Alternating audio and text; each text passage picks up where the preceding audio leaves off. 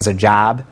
One kind of clever thing is, okay, how do I give my virtual machine job varying arguments, right? A lot of things, we saw the example where you want to pass an argument of, some file $$ process, right? Every instance wants a new file to work on. It's easy in the VM universe to specify a file that appears on the CD-ROM drive when the machine boots up. So you could have, hundreds of input files and say VM CD-ROM equals input.$ process, and each instance of your virtual machine will be started with a different CD in the CD-ROM drive. Condor pools can be federated with something we call flocking. So for instance, if there aren't enough machines running, if there aren't enough machines to run all the jobs at UW-Madison, jobs currently flock to Purdue University. Purdue University flocks with University of Florida. Florida flocks with Clemson, so on and so forth. So your job may travel or fly far to find a machine to run. But that's kind of cool because it just kind of works. And then the last thing I'll talk about to wrap up is Condor also has something we call the grid universe. So the grid universe is, you would use this when you want to submit a job and have Condor turn around and hand that job off to another scheduling system. Okay? So not all the places in the world run Condor, right? Maybe you're going to collaborate with a science group that's at the University of Illinois, and they use a scheduling system called maybe PBS, which is another popular parts. A lot of it is open source scheduling system. You can submit your job to Condor, and Condor can, if your job is idle for too long or the queue length is too long, Condor can turn around and resubmit your job to the PBS system at U of Illinois and try to run it there. One interesting grid universe type we added recently is EC2. Anybody here EC2? So this is the Amazon Elastic Cloud. People have heard of this? So you can basically use computers at Amazon for the rate of, it's about 10 cents an hour. So you can, and sites do, you can configure Condor so that, if all the machines at my site are busy, I will allow up to X number of jobs. Condor, please run them automatically at Amazon. And yeah, I'll have to pay 10 cents per CPU hour, but I'm willing to do that. So that's another thing Condor can do. I didn't do too well on time management, but at this point, any questions or? Yeah.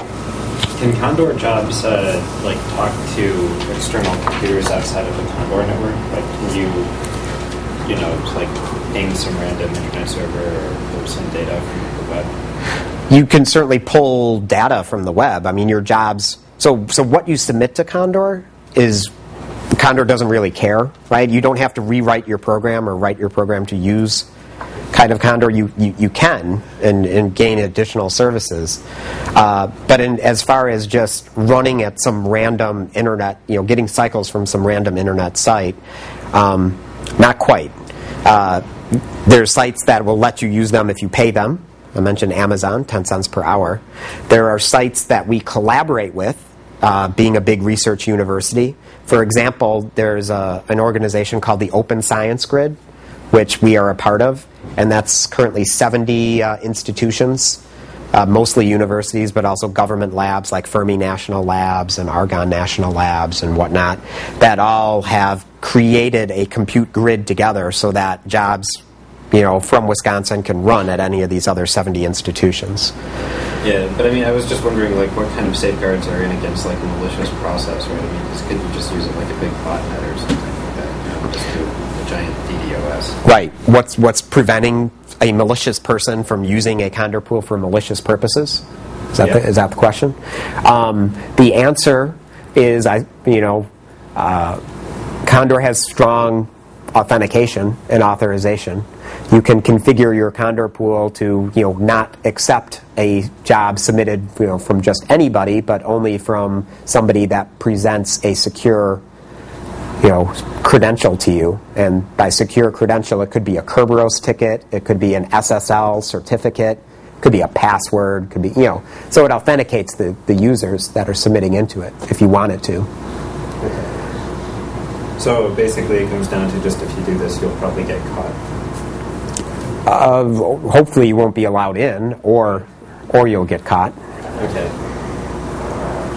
Maybe we should make a grid universe type, which is botnet or something. Maybe we could use the botnet, right? Like the spam universe. Right. We actually had emailing. I mean, the user community is huge. So obviously scientists are a huge part of our user community, but I mentioned a lot of commercial users as well.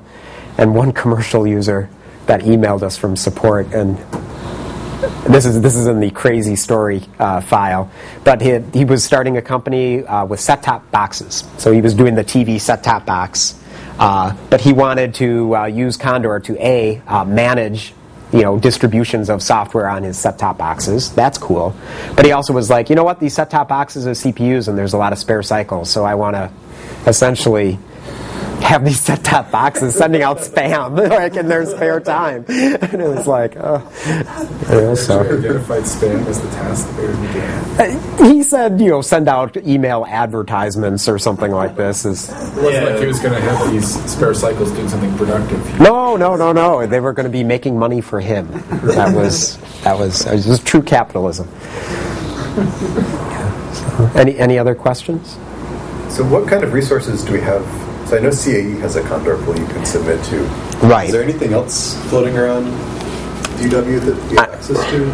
Yes, very much so. And in fact, maybe the end.